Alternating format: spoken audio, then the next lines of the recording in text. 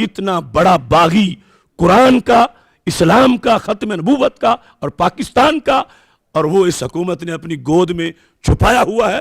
ہمیں ایسا چوڑا بھی برداشت نہیں اپنی ڈیرے پر بھینسوں کو چارہ ڈالنے والا کہ جو سرکار کے بارے میں یہ بھونکتا ہو اور ہم اس کو اپنے بھینسوں کو چارہ ڈالنے کے لیے نوکر رکھیں، تو ہم اس ایسے شخص کو وزیر کیسے برداشت کریں اس سلطنت میں کہ جس کی بنیاد میں 20 لاکھ شہیدوں کا خون ہے۔ رانا ثناء اللہ کا مسئلہ ہے۔ میں نے یہ نہیں کہتا کہ کسی کو شاید یہ ہو کہ وہ میرے پاس آ کے کلمہ پڑھے تو میں اس سے کوئی اپنا قد بڑھانا چاہتا ہوں۔ اس نے تو فون کیا تھا، میں نے اس کا فون نہیں سنا تھا۔ وہ اس نے کہا کہ میں آپ کے پاس آنا چاہتا ہوں، میں نے کہا میں آپ کو یوں نہیں بلانا چاہتا۔ یہ ابھی جب میں نے پہلا فتویٰ 11 اکتوبر کو دیا تھا، 12 اکتوبر کو میری گرفتاری ہوئی تھی، اس کے بعد باقاعدہ انہوں نے رابطہ کیا تھا ہمارے فیصل آباد کے دوستوں کو لے کر کے میں تمہیں ملنے آ رہا ہوں۔ تو میں نے کہا مجھے تجھ سے ملنے کا کوئی شوق نہیں ہے۔ تو ہم یہ نہیں چاہتے کہ کوئی لوگ سمجھے کہ شاید ہم اسے اپنے پاس بلانا چاہتے ہیں کہ ہمارے پاس آ کے وہ اپنی صفائی دے۔ ہم طریقہ کار بتا رہے ہیں کہ جو لفظ اس نے بولے ہیں آئین پاکستان کے مطابق، وہ لفظ اگر قادیانی بولے تو اسے 20 سال سزائے قید ملتی ہے۔ قادیانی اگر بولے، مثلا ہمارے آئین میں ہے کہ اگر کوئی شخص قادیانی ہو اور لفظ مسجد استعمال کرے اپنے کفر گڑھ کے لیے، کسی کو چوک میں کھڑا ہو کے کہہ رہا ہو کہ آؤ ہماری مسجد میں نماز پڑھو، تو ہمارا آئین کہتا ہے اس نے ایک بار اپنے کفر گڑھ کو مسجد کہا تو 3 سال جیل میں رہے گا۔ اس نے کیوں اپنے آپ کو مسلمان شو کیا؟ وہ کافر ہے تو مسلمانوں والے لفظ استعمال نہیں کر سکتا۔ اب رانا ثناء اللہ نے مسلمان ہو کہ ان کے لیے وہ لفظ استعمال کیے جو قادیانی استعمال کرے تو ہر لفظ پہ 3 سال قید ہے۔ مثلا وہ ہماری طرح ہی نماز پڑھتے ہیں، یہ 3 سال قید ہے قادیانی قید کہ ہم مسلمانوں کی طرح نماز پڑھتے ہیں۔ مثلا یہ کہ وہ ہماری طرح مسجدیں بناتے ہیں، اس پر بھی 3 سال قید ہے۔ مثلا یہ کہ وہ ہماری طرح ہی اذانیں دیتے ہیں، اس پر ہمارے آئین میں 3 سال قید ہے۔ مثلا یہ کہ وہ ہماری طرح ہی مسلمان ہیں، اپنے آپ کو مسلمان کہلواتے ہیں، اس پر بھی 3 سال قید ہے۔ اور پھر یہ کہ ان میں اور ہم میں تو معمولی سا فرق ہے، یہ بھی یعنی یہ سارے کفریہ کلمات ہیں۔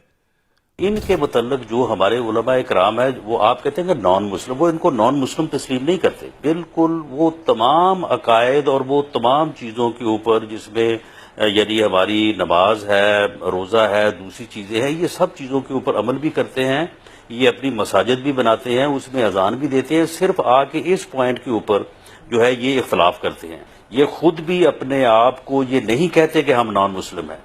اور ان کی جو اب دیکھیں نا، یہ مسجد اپنی مسجد میں اذان دیتے ہیں، اب علماء اکرام کا ہے کہ یہ مسجد یہ بنا نہیں سکتے، یہ نماز جو ہے یہ پڑھ نہیں سکتے، یہ اذان دے نہیں سکتے، تو اس قسم کی بہت زیادہ کمپلیکیشن۔ اس نے جو الفاظ بولے تھے اس کے مطابق شرعی طور پر وہ کافر قرار پاتا ہے، اور 4 وجہ سے کافر قرار پاتا ہے۔ اس کی سزا آئین پاکستان سے غداری کی وجہ سے سزائے موت بنتی ہے، اور قرآن و سنت کا فیصلہ تو اپنی جگہ آئین پاکستان بالکل واضح کر رہا ہے۔ اب اس پر ہو کیا رہا ہے کہ وہ اب کیا کہتا ہے؟ ان نادانوں کو اتنا پتا نہیں کہ ایک عام سا مسلمان جو پاک دامن ہے، اگر کوئی اس پر بدکاری کا الزام لگا دے اور اس الزام کے بعد 1000 بار توبہ کرے، اس کے وہ لفظ جو بولے تھے پہلے ان کے لحاظ سے محاسبہ ہوگا کہ اسے 80 کوڑے لگیں گے، اس کے بعد جا کر پھر دیگر معاملات ہیں کہ اب اسے کیا کہتا ہے۔ 80 کوڑے معاف نہیں ہیں، یہ عام بندہ، عام امتی، اس کا سٹیٹس ہے۔ اور اس نے ہاتھ کہاں جا ڈالا کہ جب یہ کہتا ہے کہ مسلمانوں اور قادیانیوں میں تھوڑا سا فرق ہے، تو پتہ چلا کہ معاذ اس کے نزدیک تاجدار ختم نبوت حضرت محمد مصطفیٰ صلی اللہ علیہ وسلم میں اور مرزا دجال میں تھوڑا سا فرق ہے۔ تو اس بنیاد پر جو کچھ حکومت کر رہی ہے دھوکہ دے رہی ہے، اور جو بھی علماء گئے ہیں وہ بڑا آستانہ ہو یا چھوٹا، ایک تو ان میں کوئی ایک بھی مفتی نہیں تھا، اور اگر کوئی مفتی ہو بھی تو علم بیچنے والے مفتیوں کا کوئی اعتبار نہیں ہوتا۔ اب تک ساری کی ساری کاروائی یہ ہے کہ جیسے کنواں اس میں کتا گر جائے تو اس کو پاک کرنے کا حکم ہے کہ اس سے ڈول نکالے جائیں، مگر ڈول نکالنے سے پہلے ہر عقل مند سمجھتا ہے کہ کتا پہلے نکالیں گے تو پھر ڈول نکلے گی۔ اب تک علماء و مشائخ کنونشن میں شہباز شریف نے ڈول نکلوائے ہیں، کتا اس رانا ثناء اللہ کے دل میں باقی ہے، اور جب تک وہ کتا نہیں نکلے گا رانا ثناء اللہ کا مسئلہ حل نہیں ہوگا۔ اب وہ کتا نکلے گا، پھر کلمہ پڑھے گا، پھر ہماری شریعت کہتی ہے کہ ایسا بندہ مردود الشہادہ ہوتا ہے، وہ کسی کیس میں گواہ بھی نہیں بن سکتا، کسی اسلامی سلطنت کا وزیر تو بڑی دور کی بات ہے۔